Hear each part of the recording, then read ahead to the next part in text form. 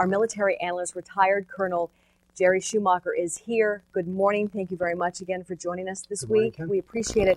We're talking about the 3 people who have died with inhaled form of anthrax. Other people who have received it, whether inhalation or through the skin, are being treated.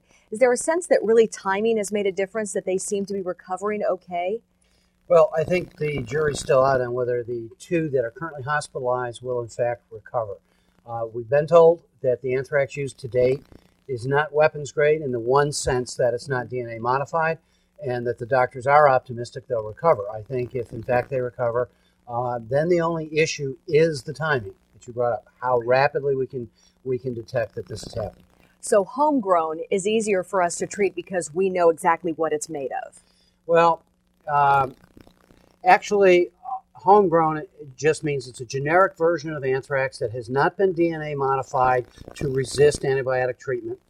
And in many cases, the homegrown version has not been refined to an aerosolized powder. However, when you add those 2 components, the aerosolized powder and or the DNA modified spores, so they resist antibiotic treatment, then it transitions into what we call weapons grade. Okay.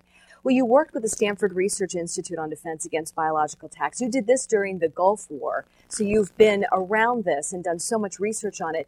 Why is it, or maybe it's just because we are ill-informed, that we weren't better prepared for this today based on the research that was done during the Gulf War?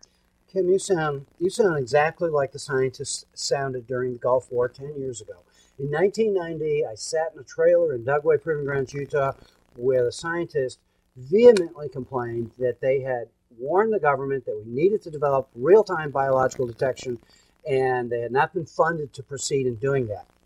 During the Gulf War, we designed about 12 of these detectors. They had some bugs. There were some false positives occasionally that were given out, but the technology was moving inside of a 3-4 month time frame leading up to the ground war to a state that normally these men would have had years to have worked out. Right. Now, the real question is, what have we done since then? Right. Well, what do you think?